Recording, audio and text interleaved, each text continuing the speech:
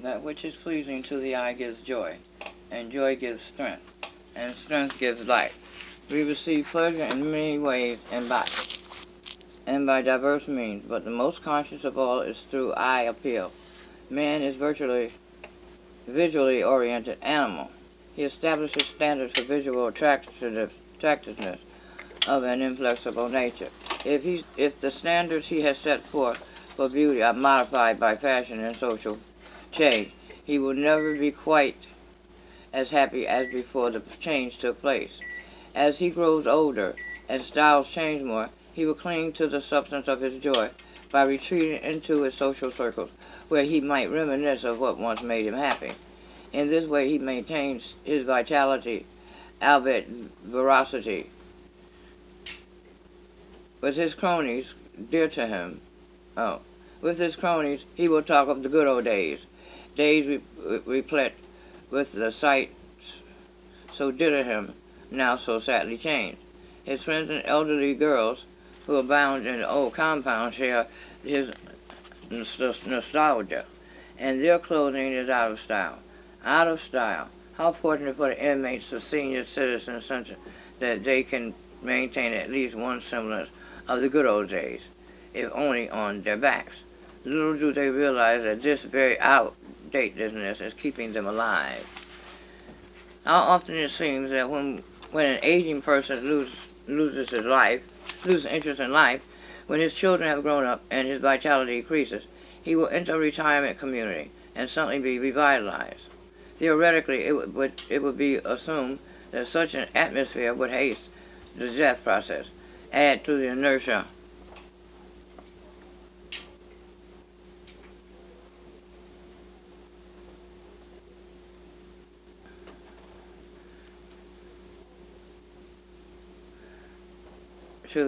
of old age. Why does the opposite invariably occur?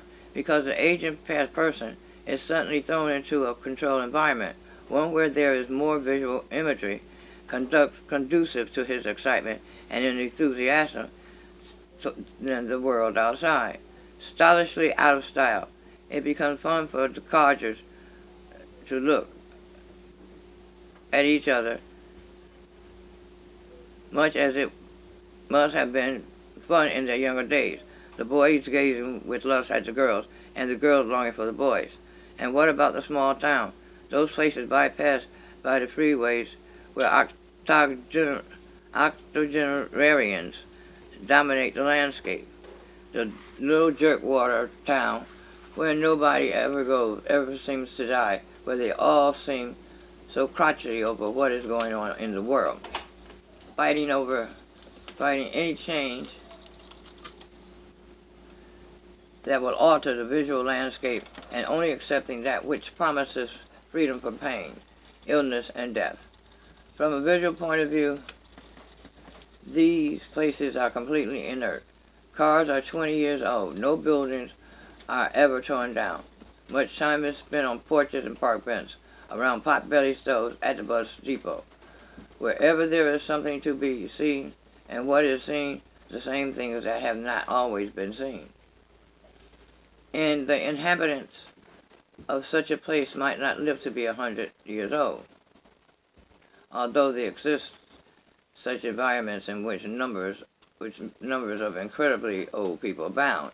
It seems certain, however, that in static environment, there are more old people per capita than within a constantly changing places.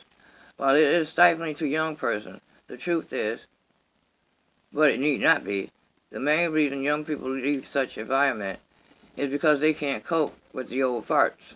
The old people